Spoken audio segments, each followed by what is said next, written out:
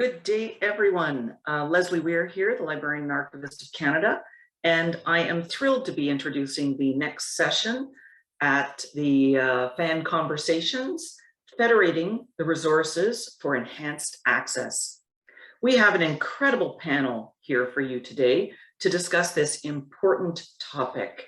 I'm speaking to you from Ottawa in Canada, and I'm on the unceded traditional territory of the Anishinaabe Algonquin people.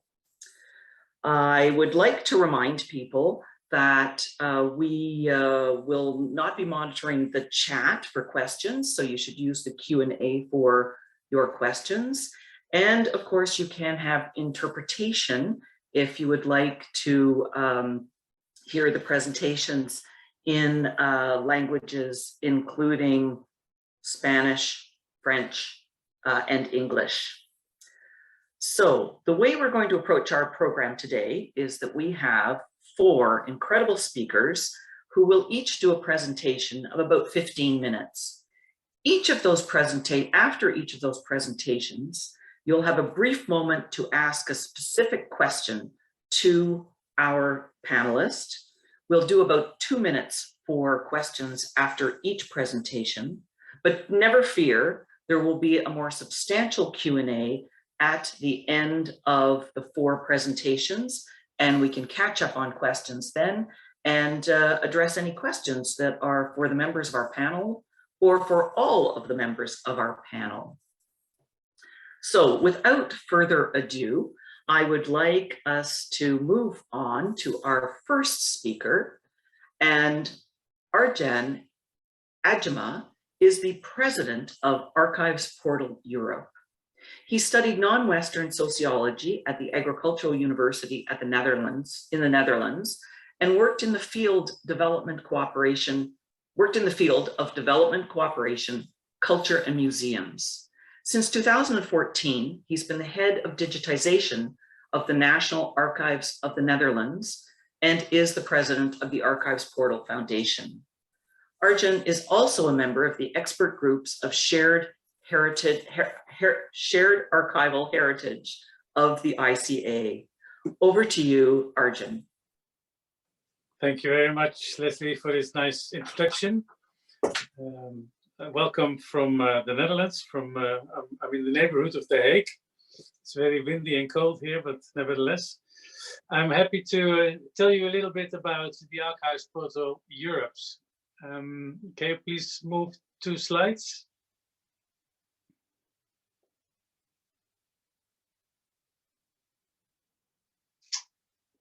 Yes, next slide, please. And the next one. Yeah, if you can see a little bit of the background of Archives Portal Europe. I'm not going to into detail too much.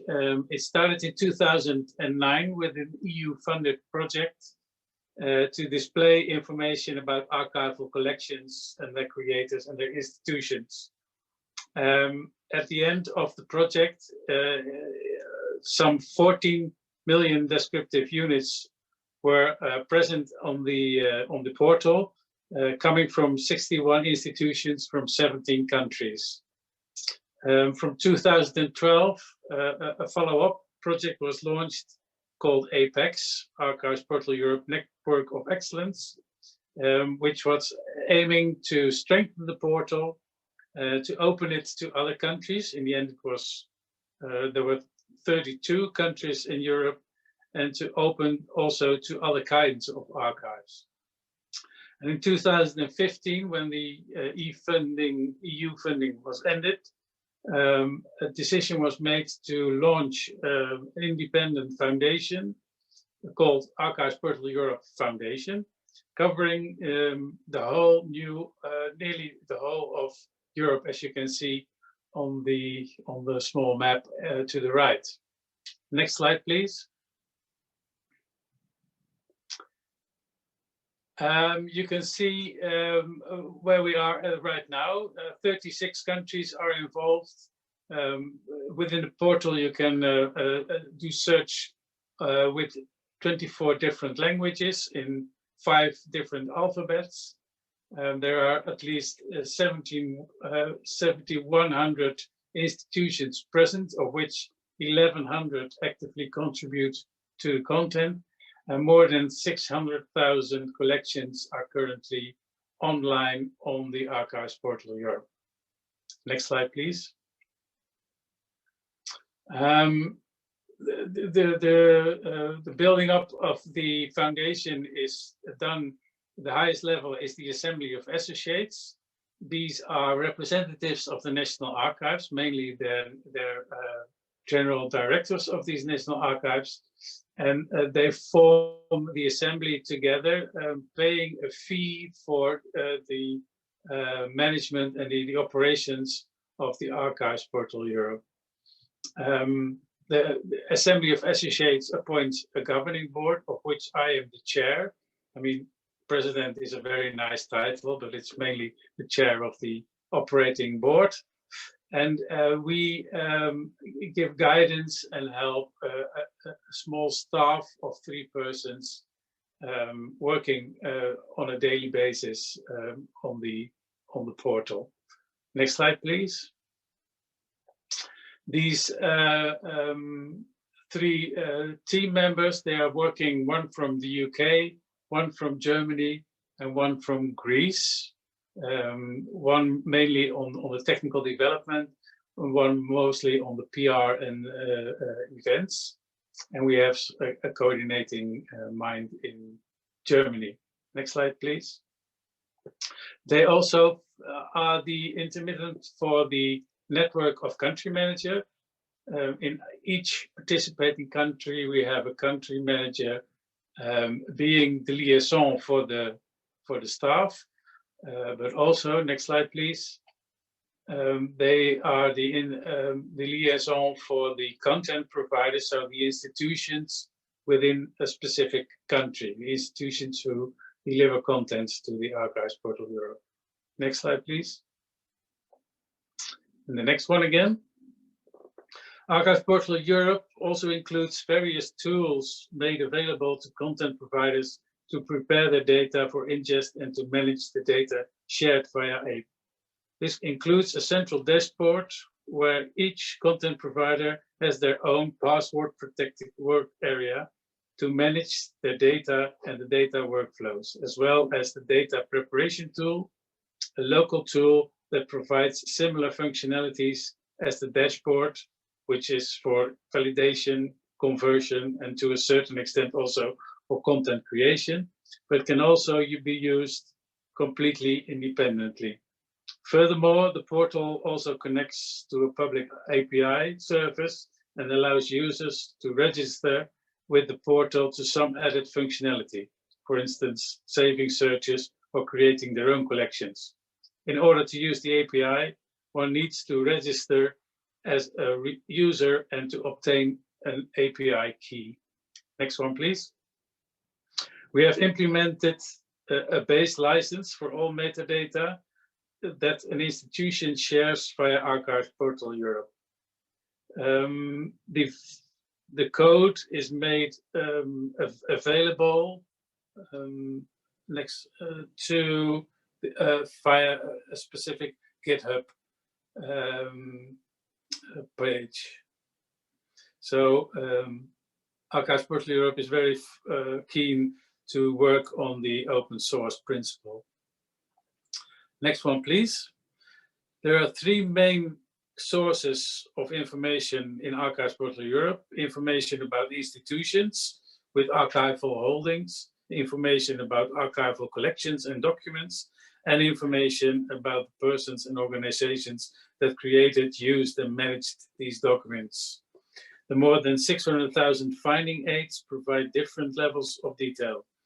It is possible to use holding guides describing all collections of one institution, or source guides describing collections of potentially several institutions relating to one common topic, as an initial step to sharing more general high-level information about one's collections.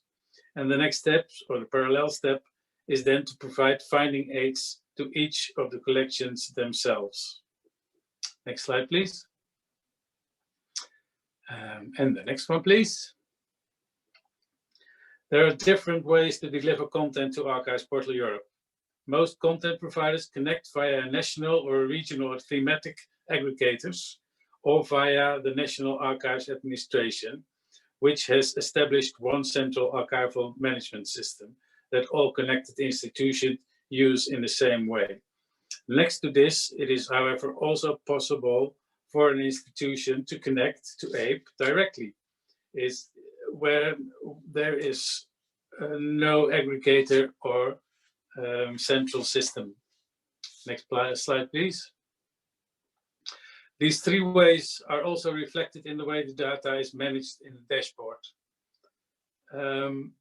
We distinguish between country managers accounts and institution manager accounts, and it might be that the first manages all institutions from their country directly, or alternatively, the country manager might assign an institution manager to manage the data and their own institution themselves, or to manage the data from several institutions. Next slide, please. There is only one administrative step in becoming a content provider, and that is signing the metadata exchange agreement. Next slide, please. Archives Portal Europe is an essential connector in a complex environment. The portal brings together institutions and their content from more than 30 countries, meaning that we connect different administrative systems and different technical systems and provide access to them via a common platform and interface. Next slide, please.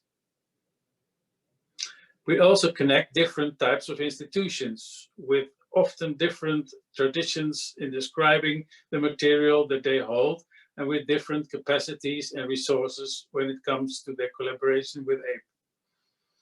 The established tools, documentation and workflows, as well as the support provided by the central team, help in terms of the capacity variation, while standardization helps in bringing together the differing describing traditions without losing what is essential to understand each other's original context.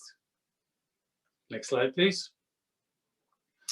And finally, we bring together content in more than 20 languages and help users to make sense of this multilingual universe by providing a multilingual user interface and enabling multilingual search into the content on the portal. Next slide, please. With this, APE not only provides a platform to present one's institution and its material in the context of other institutions and related materials, but it also welcomes each content provider into an active and engaged network of international cultural heritage professionals and opens doors to other aggregational services such as EURBICA, Daria, ICARUS, and of course the ICA. Next slide, please. And another one, yes. From a user perspective, APE brings about new ways to approach archival research and primary sources, and therefore new ways to doing historic research. First of all, it promotes transnational studies with the possibility of studying in parallel different communities, comparing what documents were created in different communities around the same events, comparing what documents were created in different types of archives, or instant access to all this material, even when the description, not the document itself, allows new types of quantitative analysis. Next slide, please. From the homepage, it is possible to access the archival documentation in 4 ways. The directory, this is the list of archives in APE divided by country. There's a keyword search. There's topics, curated collections from different archives around a specific topic. And there's the highlights, mini exhibitions from our content providers on specific collections or topics. Next one, please. The directory allows to choose an institution and then access its finding aids. Next slide, please. Instead, searching through keywords means searching on a specific subject at the same time in more than 1,000 institutions, in multiple countries and multiple languages. APE allows to find what you did not know existed on one topic in countries and institutions that you would not think of considering when starting your research. Next slide, please. And wildcards are there to allow for you as many spellings and variations of the word as possible. Next one. This is a sneak preview, which is specially made for you now. This is the new user interface of Archives Portal Europe, and it will be launched on the 20th of May at the special meeting in Paris we will have as a launching meeting. Next one, please. Highlights and topics will both be used as curated collections there and as research tools. Next one, please. You can see it here.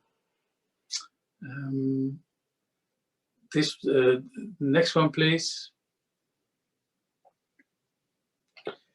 APE, as I may say, is the missing link between researchers and archives worldwide. Next one, please. So I would like to thank you for your attention and hope to see you soon working on APE yourself. Thank you.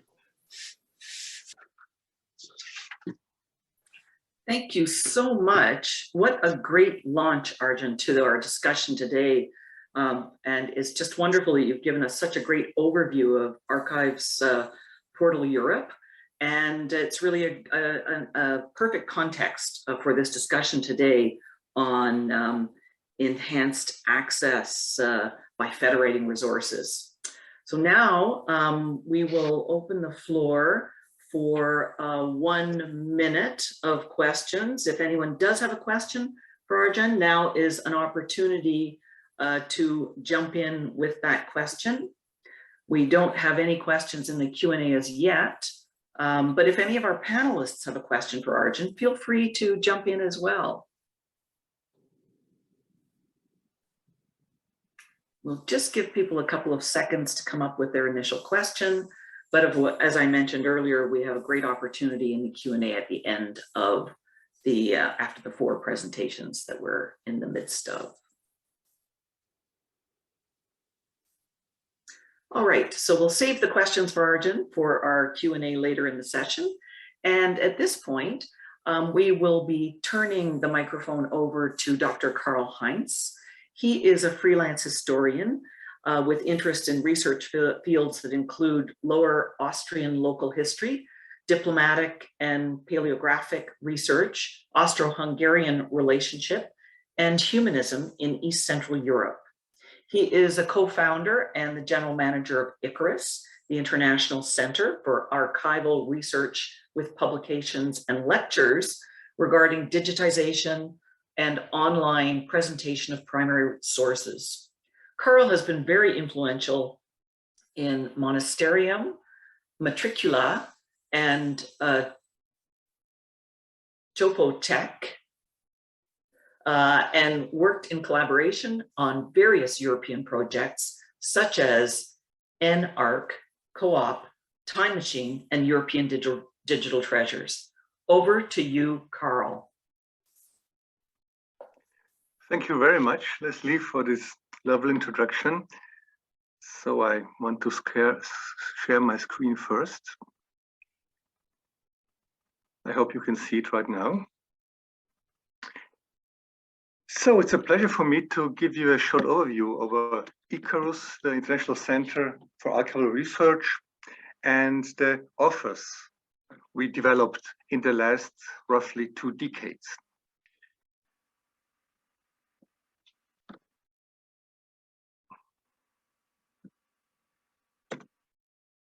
So let's at the beginning jump back to, let's say, 20 years, at the very beginning of the development, where we found completely different circumstances that we know it today. Digitization was not a standard at all, and it was really, well, a strange thing at that time. So the archivists at the time faced a lot of challenges in the beginning of the digital era. So they had to create a new web presence for the archives. They have to create new finding aids. They have to implement standards, how to present the material in the net, how to manage the archival collections, how to move in public relations to realize that the user is not only a user but a customer and a partner to collaborate with, or to, in times of less financial means, to reorganize human and financial resources by third-party funds and so on. So all these challenges, it's in some heads, it seems that they are really frightening ghosts. On the other hand, archives appear mostly as islands, isolated islands with no idea of cooperation, because they were convinced that they're surrounded by a hostile environment, and every step outside of the fortress could be dangerous. Well, we at that time tried to create or offer a counterdraft to this, and offer cooperation instead of competition. So from our point of view, it's no use to reinvent the wheel several hundred times, especially in the area of digitization, to create island solutions valid for only one thing and not usable for other situations. So we have to be brave enough to accept that there are already other or already done solutions which only had to be adapted to be used by oneself. So the result was in 2008, the foundation of ICARUS, the International Center for Archival Research. That means this network consists of several archives, the big ones, state archives, national archives, municipal archives, to the small ones or smaller ones, county archives, also the big group of ecclesiastical archives, and also research institutes and universities. And all of them share their knowledge, their experience, their networks, their competency they have, that they collected. And so the network is much more than on the sum, that's the sum of the participants. That means we have at present about 180 members in about 35 countries in Europe and overseas. So in Canada and in the US, we have partners too. So as already mentioned by Arjan, also ICARUS is a kind of bridge, serves a bridging function between the four corners of the square of archives, publicity, teaching, and research, mainly via our portals, which I will introduce to you shortly. As already mentioned, we are participating in big projects, Digital Treasures, fostering the visibility of archives as the keepers of cultural heritage in Europe, and the Time Machine, working on a more technological level. So, but when we hear about ICARUS, we speak mostly about the three portals, Monasterium, Matricula, and the Topotheque. So let's get through, rush through. Let's start with Monasterium, which is a portal for medieval and early modern parchments. So at the beginning, as I mentioned, there was a kind of grievance. This grievance was the trigger for the whole development. In Lower Austria, which is the northeastern part of Austria, we have a lot of monasteries, 11 big houses still existing without interruption from the 11th century on mostly, and still having their archives behind her, their thick walls. What seems to be quite romantic is a big grievance, because we practically 20 years ago, there was a big treasure in form of parchments, but not accessible at all. Expect the archivist or the abbot or whatever, but for the majority of the researchers and for the whole historiography, it was not accessible. So, and then we had to face a lot of fears, mental mental barriers and fears, together with parchments or history and IT. So most of occupants had fear of loss of control. Everybody could see the treasures. That's not possible, and that's in this world. The basic fear of technology, or the fear that's a bottomless pit that will never end. And by the way, it's completely unaffordable. So we try to convince them, but at the first, politely expressed, we were not very welcome. But finally, the idea to separate the content of a charter from its basic physical base convinced most of the people. So, and the idea that the historian, like a Spider-Man in the nets, could access wherever this parchment is and do his work from his chair in his office. At first, we have to build large online quantities, large and fast online quantities, because we want to increase our visibility, of course. We want to, via demonstrations, show the use of this database. It's good to search in 100 parchments. It's better to search in 1,000, and it's much better to search in 100,000 parchments. And of course, dispelling the fears by showing the effectivity. And that's the reason why we show we use the very simple technical solution at the beginning, MSQL database.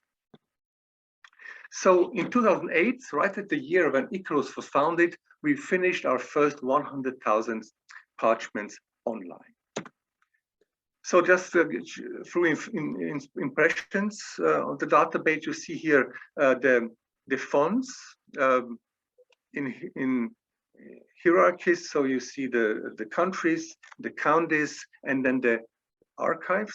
So let's pick one out. In Styria, the southern part of Austria, one monastery there, Admont. If you click here, you see an overview, a kind of introduction. Left, you see the chronologically ordered charters. If it shows one row, you see a first glimpse of the metadata, and then you are in the data sets. On the top, you see the digital image and the metadata below. We have also prepared, I think, 14 language variations for navigation. So every country that is participating in Monasterium got its own language, from Estonian to Spanish. Yeah. Of course, we scanned with between 400 and 600 dpi. That means you can really zoom in, and it's sometimes it's better. The readability is much better than from the original. One extraordinary thing of Monasterium is the editing tool, which allows you online to insert emendations, transcriptions, commentaries, whatever. So, if, for instance, I started a transcription of this charter, and this can be continued based on a special XML standard, the CI standards, Charters Encoding Initiative. Another thing, beside the archival fonts in Monasterium, we have collections. That means collections are former fonts that are now scattered all over Europe, and virtually we put them together again, or these are retro-digitized editions, charter books, for instance, from the 19th or early 20th century. For statistics, we have roughly 200 participating archives from 15 countries, about little less than 2,000 archival fonts, and 200 collections. little bit more than 650 or 660 charters represented by more than 900,000 digital images.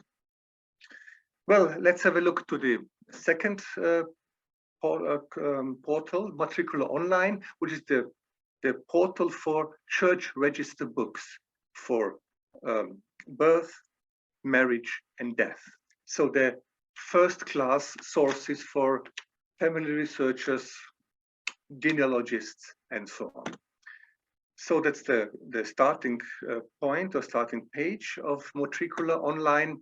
Here you see on the map where we cover dioceses. On the right, you see the countries, and the numbers besides show the number of parishes which are included. I choose the same for demonstration, the same example like in Monasterium, the Abbey of Admont in Styria. That's the structure of every data is like this. You see on the right the seat of the parish, in the middle the current Google Maps map, and below a historical map from mostly from the beginning of the 19th century to compare. And below you see the volumes digitized. If you choose one of the volumes, a birth book from the end of the 18th century, to the right you can switch the pages and so on. And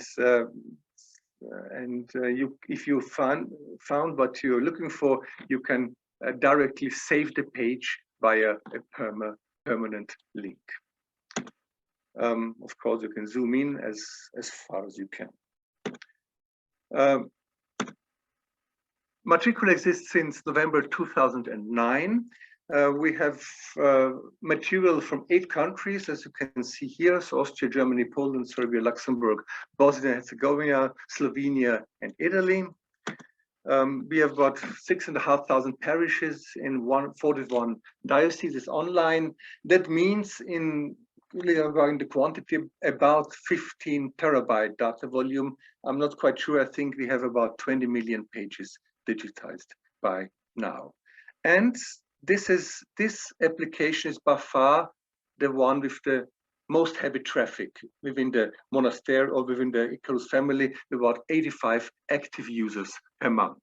And every parish we add, or every diocese we add a plus about 15 and 20,000 users per month. So go to the last portal, the Topotheque. So the first 2 portals were for medieval charters and for church register books. The Topotheque is the portal for the historical material relevant for local history, for everybody's history in the villages, in cities, in the country, wherever they live. So good with documents, but mainly photographs. The problem is that this material is always in private hands, or mostly, so it's highly endangered to get lost after the death of the owner.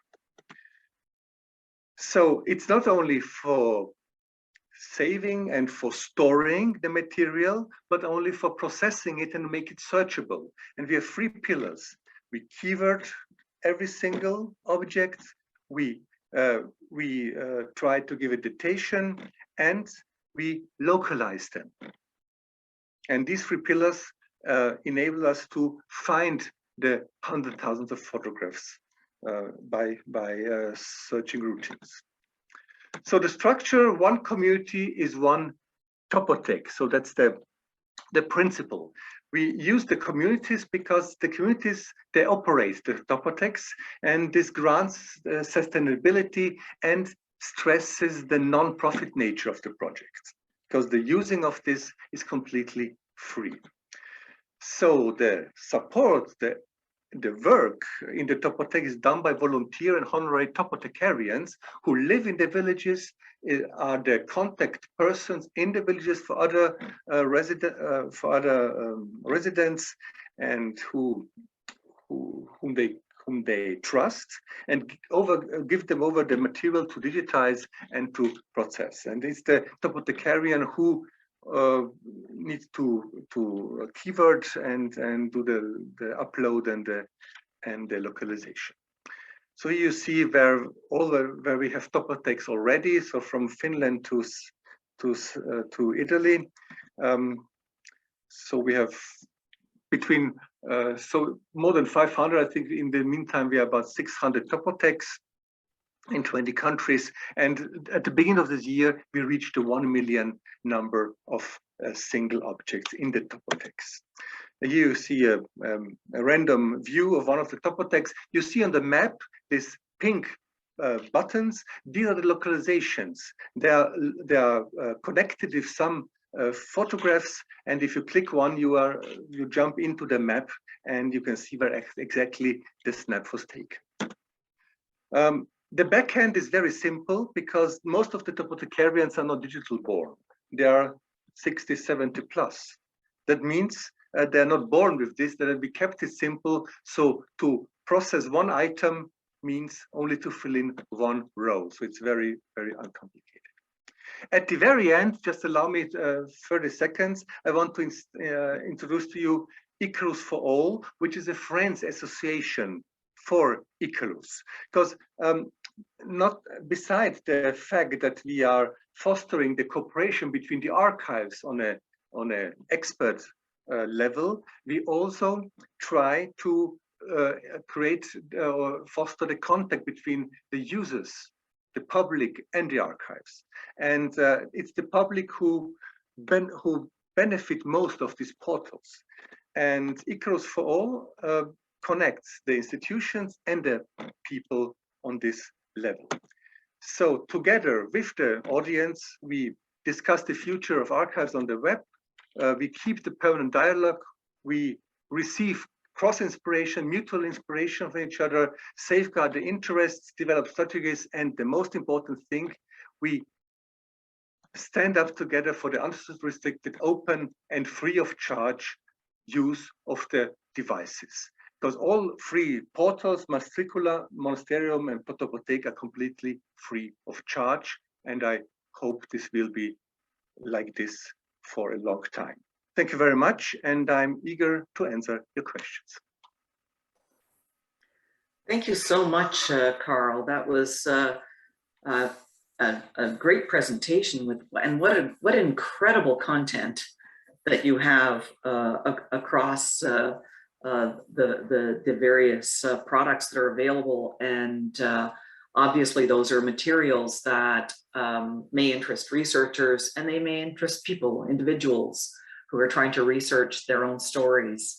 So we're happy to entertain a question. And in fact, as our next two presenters are presenting, it would be great if you have questions that come up during the presentation to put those in the Q&A so that when we move into our presentation time, we're ready to pose those questions to our presenters. So do we have a question at this point in time for Karl? We do have a couple for Arjan, but we will circle back and catch those at the Q&A at the end of the presentations. I know it takes people a moment to frame their questions, and there was so much information in that presentation. All right, I think we'll move on to our next presenter, and we'll save the questions for Karl for the Q&A that's going to come in just a few minutes. And our next presenter is Charles J. Farrugia, and he has been extremely active in the International Archives Fora for the last 20 years. I think he's well known as Malta's National Archivist and as a lecturer in Archives and Records Management at the Department of Library Information and Archive Sciences at the Faculty of Media and Knowledge Sciences at the University of Malta. Charles has also occupied a number of archival positions, including chairperson of the Association of Commonwealth Archivists and Records Managers and the European branch of the International Council of Archives, and was the organizer of CITRA conference in Malta in 2009. So over to you, Charles. Thank you very much, Leslie, for that introduction. I'll share my screen. Okay.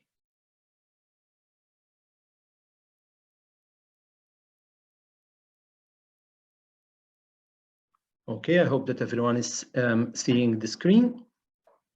Basically, I will be discussing another project, the European Digital Treasures, a project that basically is trying to emphasize the importance of archives and to move the treasures that we have in our archives, especially in digital format, to the community. I like the expression that the previous presenter, Karl, used.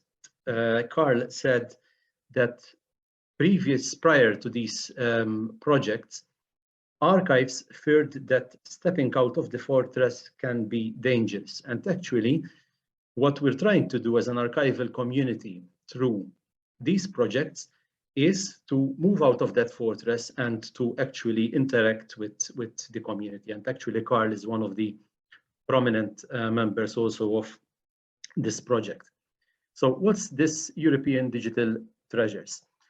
Basically, the objectives of the project is to, first of all, identify and implement new business models. That is, studies about how the way we operate as archives can be improved, can be enhanced, can be regenerated in a way to make archives more relevant in society.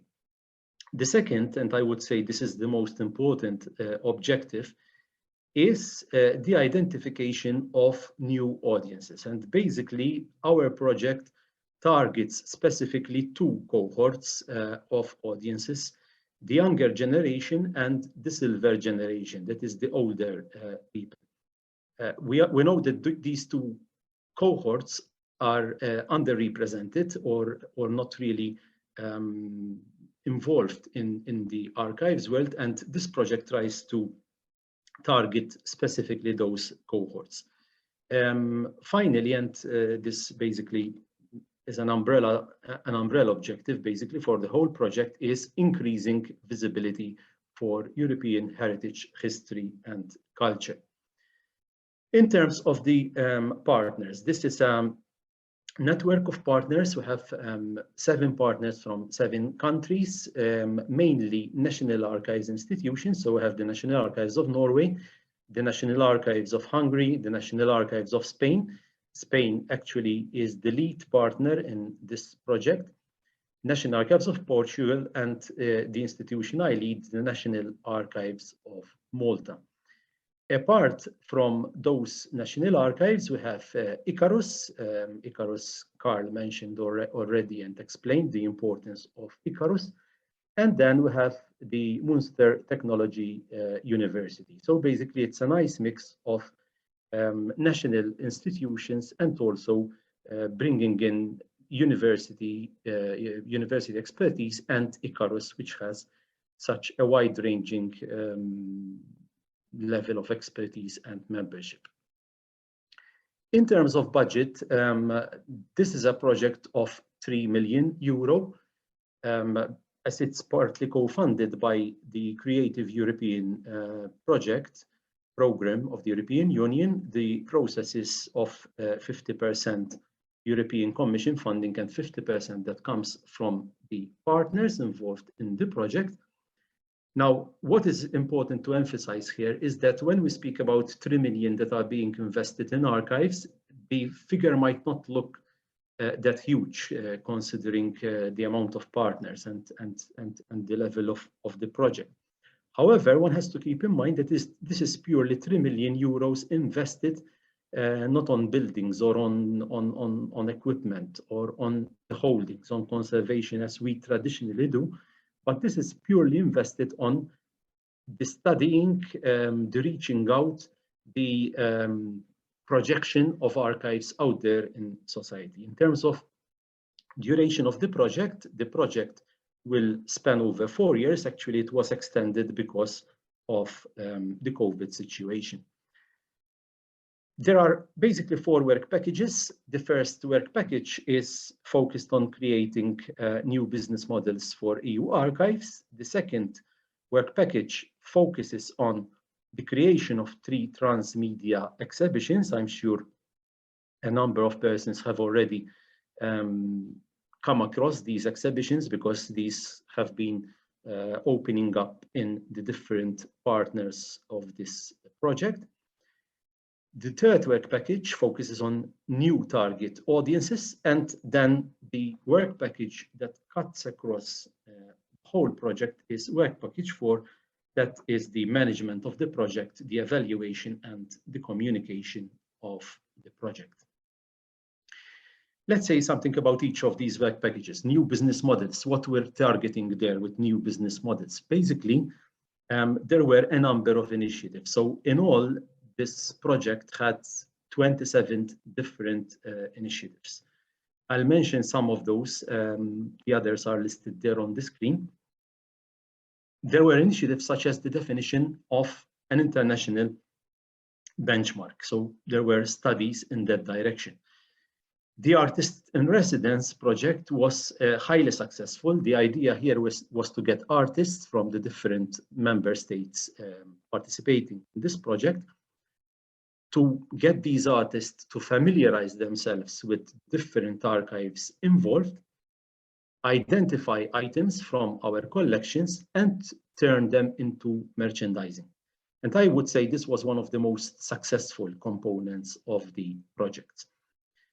The development of video games related to archives. These video games are part and parcel of the transmedia exhibitions that we have. And again, with these video games, you have the link with the younger generation, you have the link with the archives, and one important component that is very strong in this project is the multilingual approach. So if we have all these 7 different partners, whether it's the video games, whether it's the catalogs of the exhibition, whether it's the boards with the exhibitions and the captions, that's all translated in the different languages, ranging from the language of the lead partner, from Spanish, even to languages like Maltese, that is not widely used all over the world, but it's one of the official languages also of the European Union.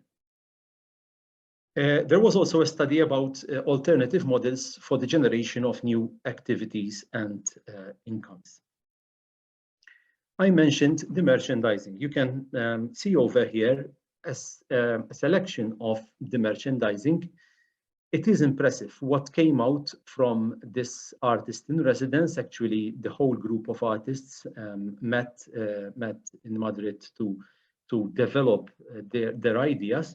And I would say that for the first time, the European archives sector has a collection of highly professional and attractive merchandising that is available for free with these exhibitions. So I do encourage you to look on the website of the European Digital Treasures. There is the whole set of merchandising over there.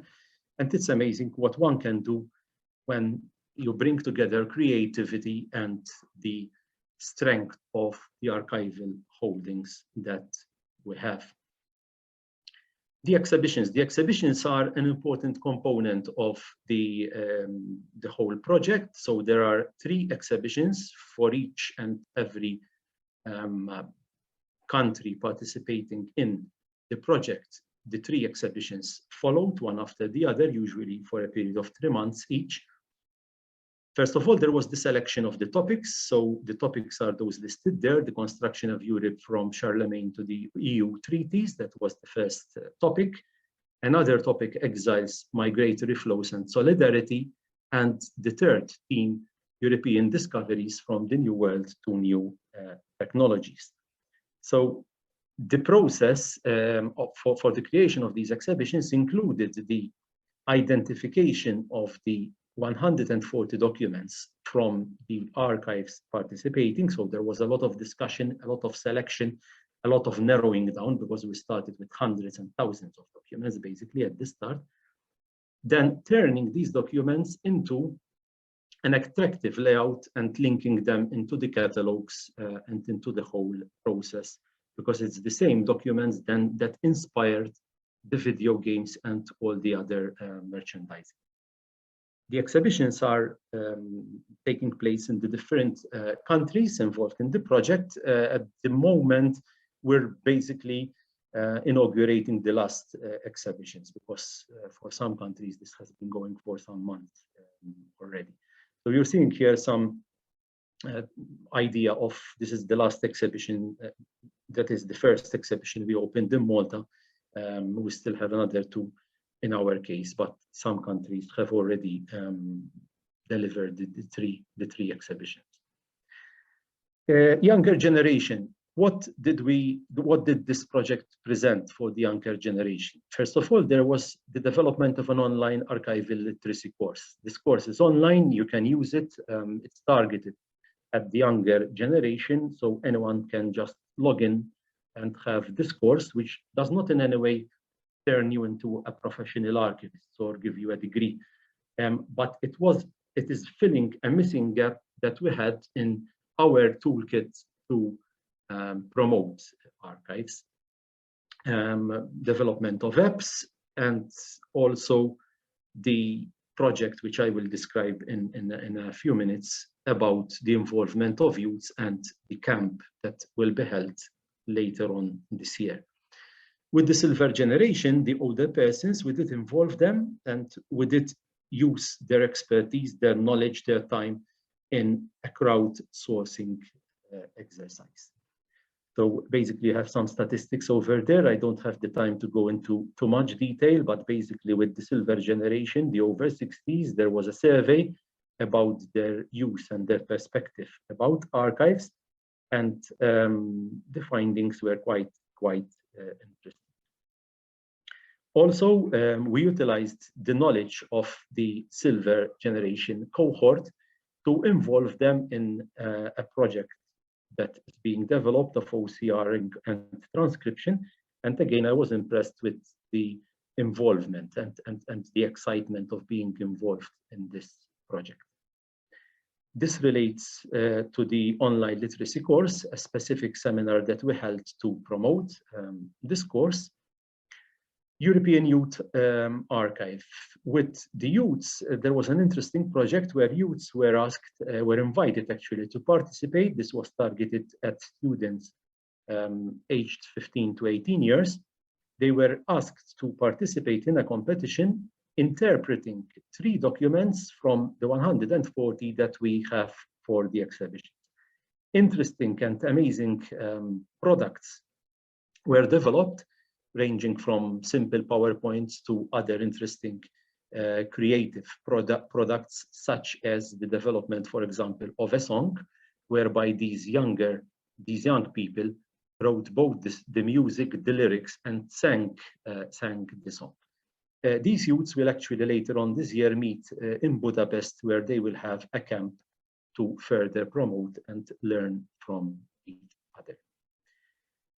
Expected outcomes.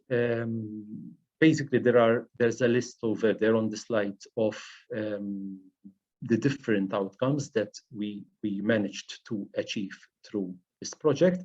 We are in the final months of the project, so we will start now with wrapping up and the extensive documentation and reporting back that needs to be done.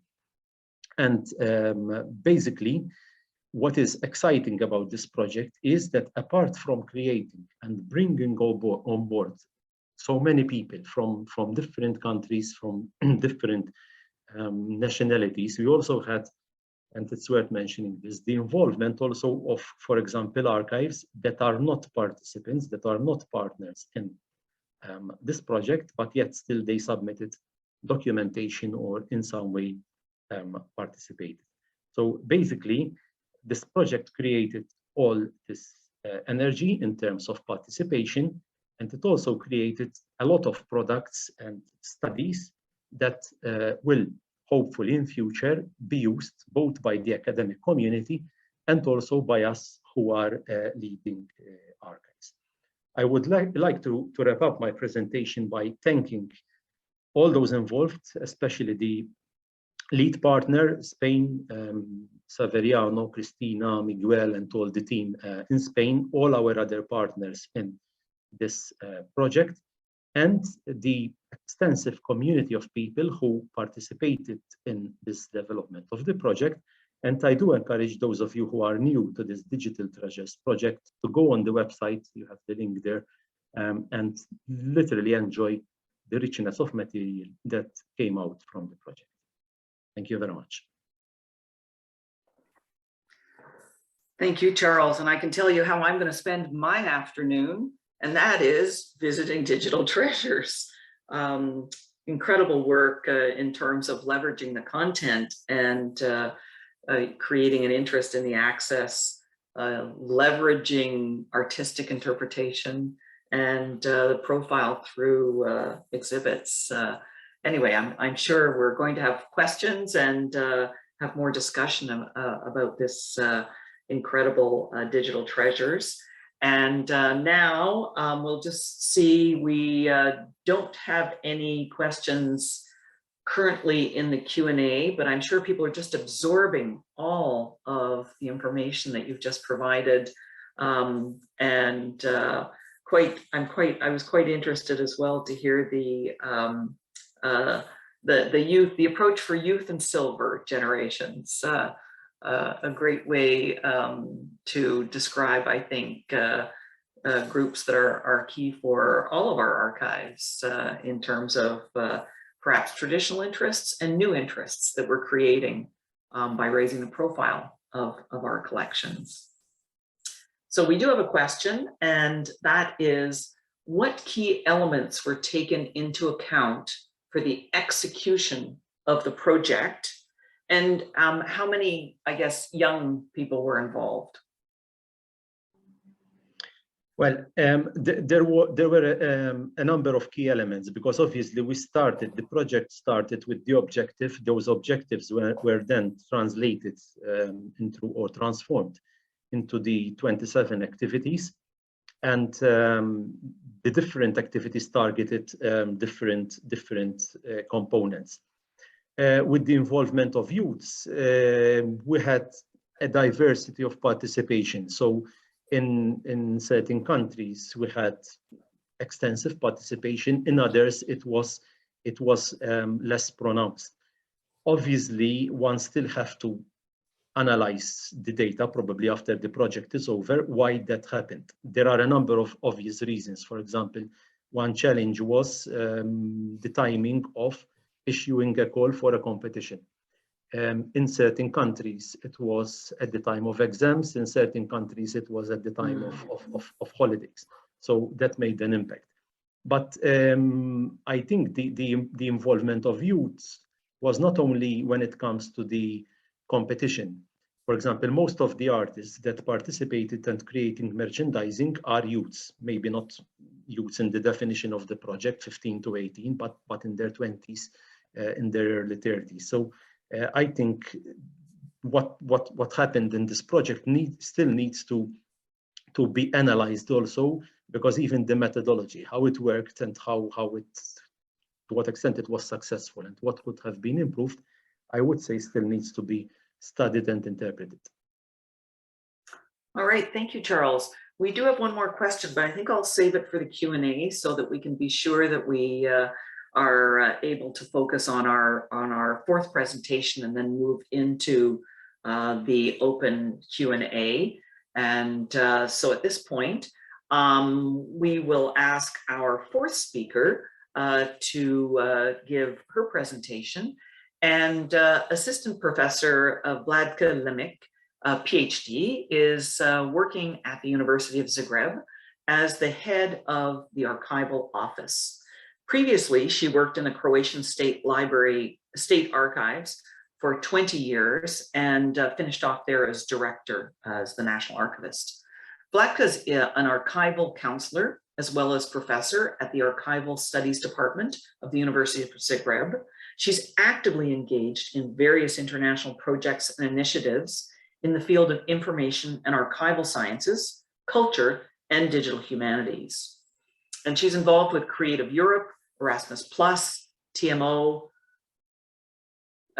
Dara Eri, she's the vice president of Ecrus and the president of Ecrus Croatia, and a member of the ICA EURBICA executive board, and EGSHAH, Time Machine ambassador and member of the European Advisory Board. So over to you, Vlatka. So thank you very much. And I hope that I will continue as my predecessors start to show what is possible to do in archives regarding open access to archives and engagement with public. And all of this and majority of these activities are also connected with these projects that was already presented here. So why I choose to present Creative Europe's project here, because regarding our main topic here, and this is enhancing access to archives, this Creative Europe framework is one of many possibilities and program funds in Europe to promote access to cultural heritage. And archives are still quite unrepresentative in these activities. So I hope this will help to give idea and focus on this, what can be done here.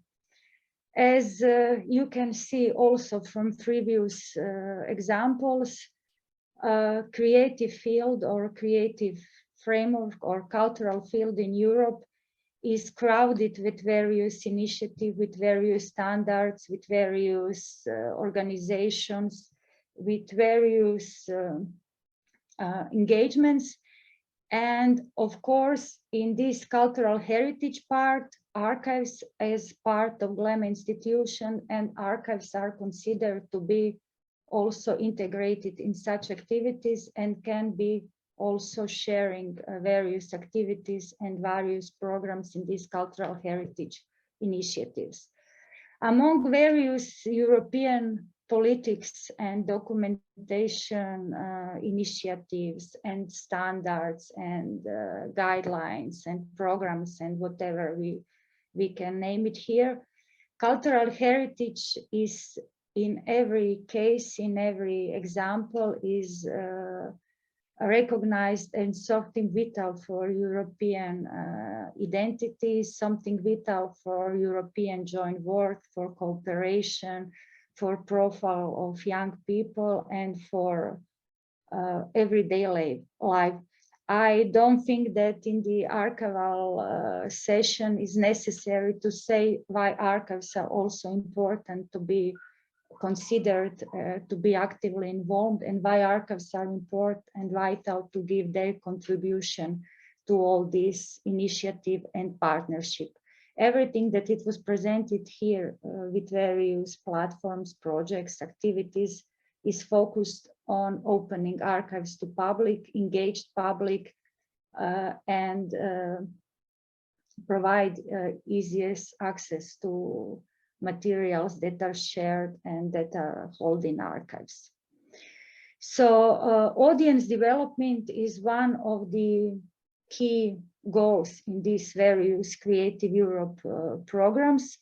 And the idea is, and the activities are focused on promoting better access and wider participation in culture. We all know that in archives is also, we need these activities, and we are orientated towards such activities. Promote access to culture, so to archives also via digital means, audience engagement, interdisciplinary approach, development, various audience development strategies, raising competencies of cultural professionals.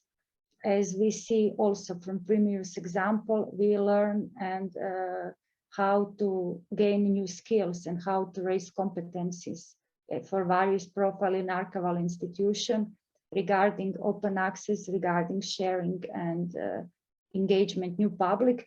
So this is all what is going on in this field. Creative Europe is organized and ongoing through through program periods. Basically, usually it's 7 years period. And we are just now in the beginning of one period. The previous period that I will show some examples here is from the period 2014-2020, and last year start new 7 years period with new engagement, with new tenders, with new activities, and priorities among these activities will always also be mobility of mobility of professionals, mobility of creative workers, mobility of heritage, audience development, and capacity building among professionals in this sector. Since this period is now over, there are lots of studies and lots of exposés so far, lots of analysis what was being done. You can also find in projects database information about scope and majority of these projects, outcomes, how many money was invested in these projects. So was it good spent and not spent? What will be the outcome of these activities? What will be the impact of these activities? But basically, and what my focus is here, archives can be counted of almost on one hand, how many archives were engaged in such activities. Yes, this is the huge sector. The focus is here on creative industry of architecture, music, theater, artists, museums and libraries maybe here more than archives because they are used of such programs, but archives are still regarding Creative Europe programs in the beginning. And I think this is the— Vlatka, I'm very sorry to interrupt you. Your slides actually aren't progressing. So we are not in presentation mode and we're still seeing your title slide. Also, on my screen, I change it normally. Do you see it now? We still just see it asks if you want to resume the slideshow, and we're still seeing the title slide. Okay, sorry, and thank you for this. I don't know what to see because I was changing the— do you now see the— It's working now. And I'm sorry, I sent you a note in chat, but I should have interrupted earlier. So sorry, off you go. I was focused on screen, and sorry once more. So I was trying to give just some overview through the slides of these activities and of major impacts and major strategic point in this cultural field sector. And here we were now, what is here for the archives and what are the results of activities from previous projects. So as I said, archives are quite unrepresentative in these activities.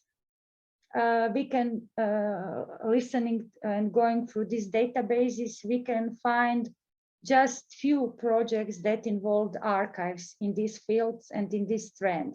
One of actually ongoing project in Creative Europe program is European Digital Treasuries that Charles was just presented to you.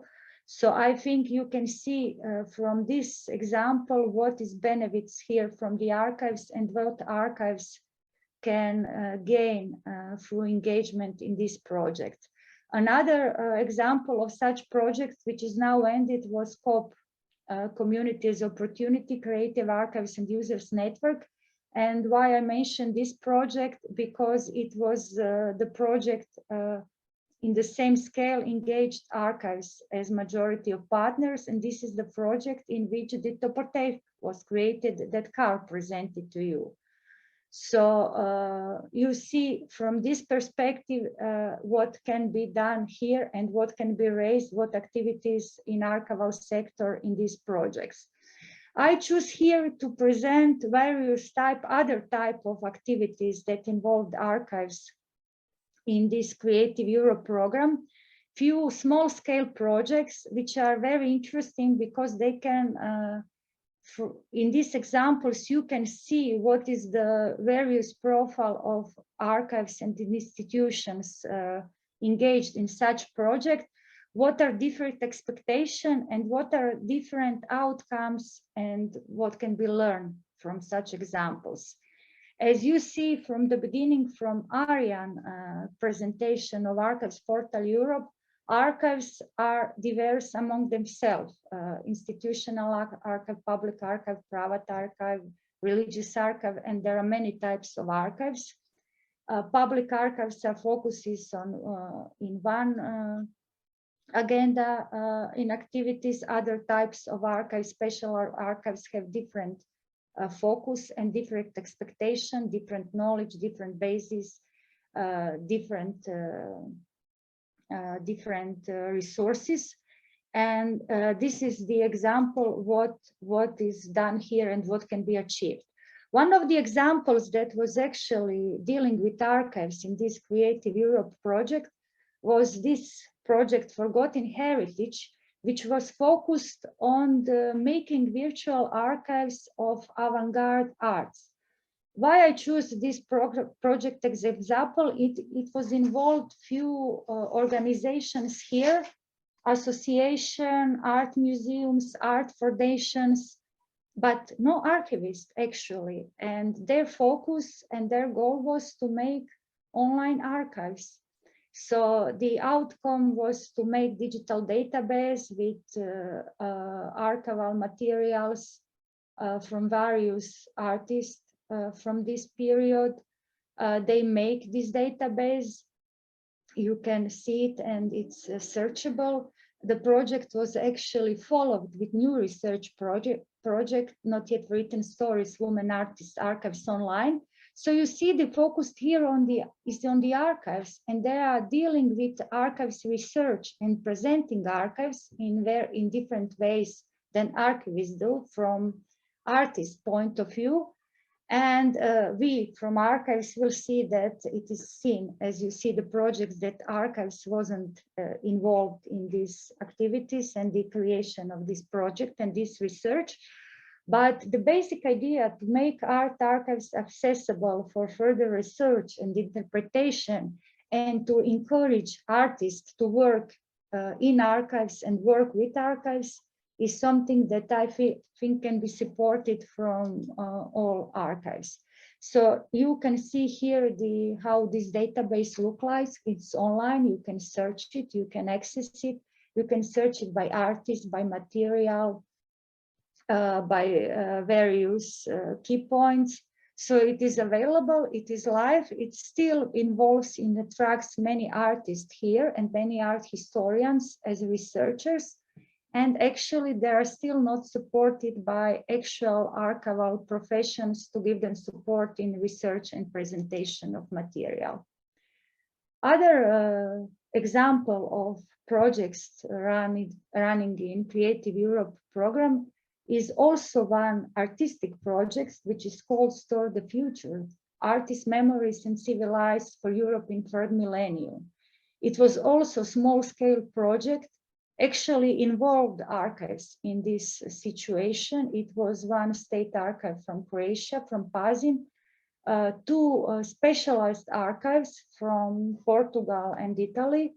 There were special archives, they collected diaries, and two artistic institutions, two theaters, which were involved in interpretation and making theatrical play from the resources found in archives. The idea was to make artistic production or original theatrical play based on archival material, autobiographical stories. But also another idea was to shape new professional profile in archives, and that will be the expert which will be engaged in artist production and which will gain competencies in working with artistic materials, so as specialized in artistic material and special for using it in artistic production. You can also find from the web page of the material how this theatrical play will look like, what is they do, what they research, how they use this private material. So archivists were engaged in research here. The other project that was just ongoing, which were Creative European Archives as innovative cultural hubs, also focused on audience development and training and education and digital storytelling. You can find here various materials engaged on audience development in archives, also focused on specialized and public archives. You can also find here mobile life, digital storytelling, artist involvement, exhibition made from artistic material, film made from Greece from artistic material, mobile application, as I said, traveling exhibitions. So idea was also to use and engage material in archive from other perspective, not from scientific researchers, but from creative industry. One ongoing project also, which is focused on documenting student lives in Europe, is also a bridge between archives and creative sector artists. So actually we are the only archivist here. Other partners came from artistic institution, from student center, from independent culture. We made also a few manuals on digital archiving on oral history. Our virtual archives are based on Topotheque, and now they rearrange this material and make new interpretation and new artistic works based on this archival material. So what is the idea of these Creative Europe projects? Basically to learn others, user groups, potential user group, creative sector, to know something about archives, to work with archives, and to find a really practical means of usability of how archival material and archival records can be involved in engaging new contexts and in this use and reuse strand that they're expecting from us. So thank you very much, and I would like to ask you all to explore these portals, to explore these materials, and engage if you are interested in this. Thank you. Thank you so much, Svetlana. Wow, what a lot there is going on. I think the initiatives you're working on have been extremely impressive. Now, we have answered a number of the questions in the Q&A have been answered in terms of typing in responses from some of our speakers. We do have about 12 minutes left in this session, and so we're happy to respond to additional questions. One of the questions that I think Charles is putting some comments in on right now, which is a question for all speakers. So if the speakers could turn on their cameras, that would be great. And we have a question about what copy issues had to be addressed as part of your projects. So Charles, since you already began an answer, I don't know if you might like to jump in on this one. Yes, well, basically with copyright, obviously there was most of the material, all the material that we used was from the respective archival institutions. So there was no big issues with copyright in that sense.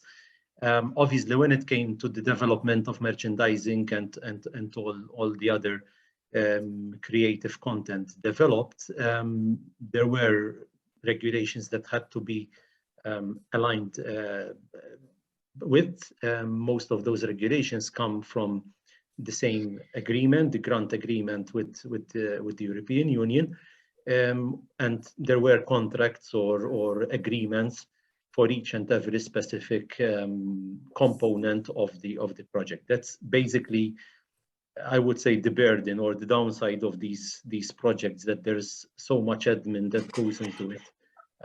Mainly in this case was dealt with by our Spanish colleagues who were the lead partners in the project. All right, would anyone else like to jump in quickly on the copyright question? Karl, over to you. Yes, thank you. So this question can be answered differently in our case, as we have 3 completely different portals and 3 different situations. Regarding Monasterium, we have an agreement with all the archives participating in the project that we are entitled to present their charters in our portal. And even if we did the digital images by ourselves, they belong to the archive. So ICARUS is not claiming to own these digital objects. They are still, and the archive, if anybody wants a copy, a high resolution copy, then they need the okay from the archives. So that's the basic point.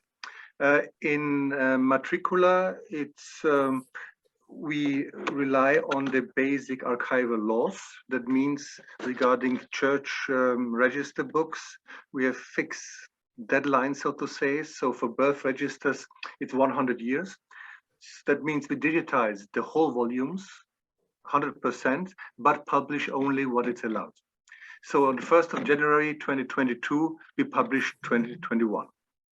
And so every year we add a new year.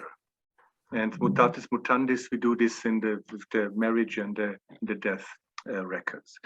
At the Topotheque, it's the most complicated case because we deal with private property. So that means before somebody hands out his treasures, his photographs, whatever he has, he signs an agreement that he's ready to share these documents for public publishing it via the Topotheque. And as you perhaps remember, I showed the back side of the Topotheque. There was some parts to fill in, and the last 3 rows are regarding the rights and the obligations and who was creating this. And it's not possible to publish a photograph, for instance, without knowing who was the owner and who holds the rights. So that's a precondition for the publication. Okay, thank you for that, Karl. Now, I think we're going to turn back to Arjan, our first speaker, because we did have a couple of questions that came up in chat or in the Q&A just after your presentation. One of them was, do you have an agreement or agreements between the organizations involved?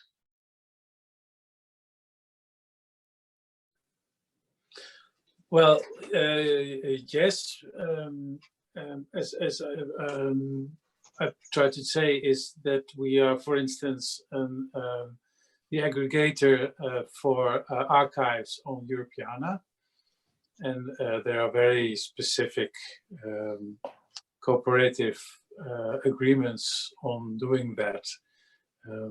Partly we serve Europeana in showing the archives, which are also in Archives Portal Europe, and there's a financial and a cooperative agreement doing that.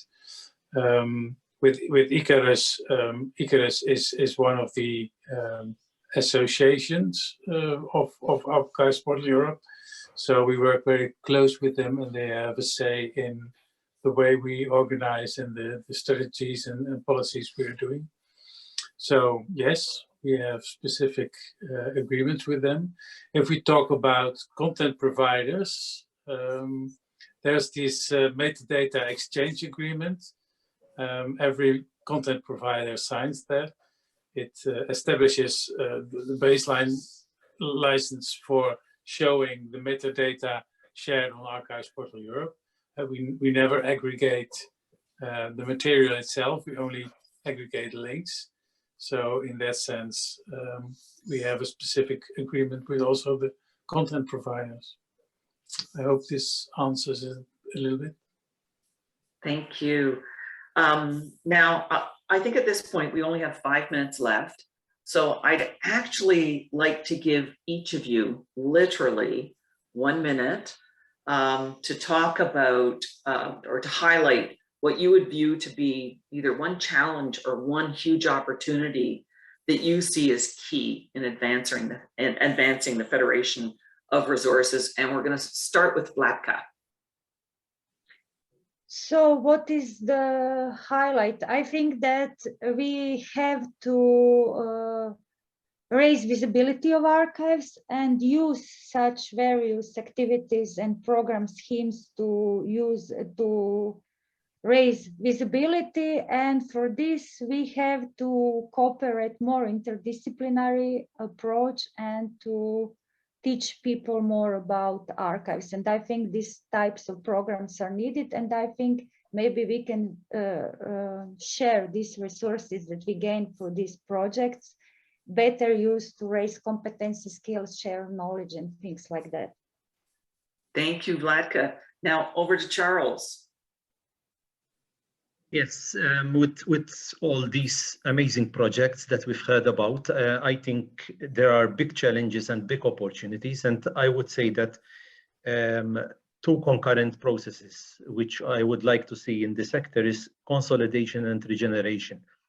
Consolidation, because sometimes these projects, funded projects, are for a time frame. So I fear that sometimes we end up just ticking the boxes to fulfill the grant agreement, but these projects will actually be long-lasting if what they produce, the reports, the studies, the products, are fed into the system so that they change our operating system. The second concept is regeneration, that we are open as a sector to continuously regenerate our ways of doing things, so that the findings of the research we're producing a lot of research, are fed into the system, make us remain relevant and make us remain influential in the information professions.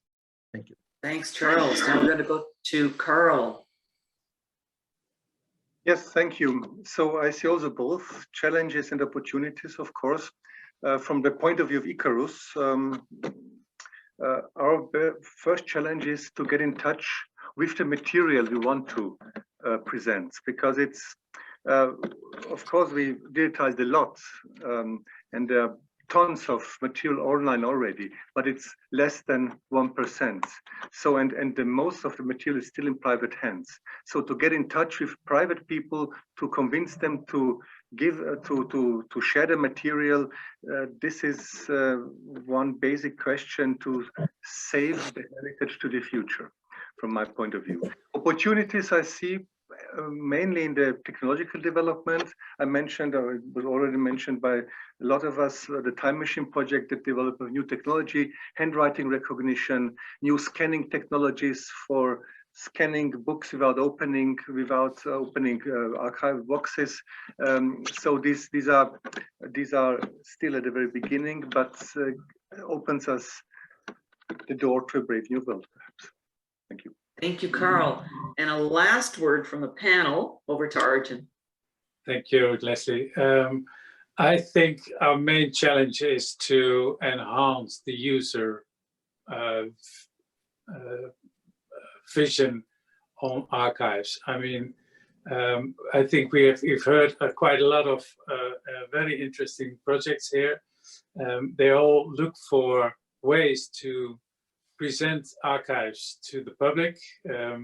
I think within some of these projects, also the connection between archives and other parts of the heritage communities and collections are sought. Linked open data will be a very important future thing to develop, but mainly we have to think more and more of what really does the user, the public, want from archives, and how can we serve that? There's still a challenge ahead, I think. Wow, what an incredible session. I just have to say, I've learned so much, and I'm sure that all our participants have.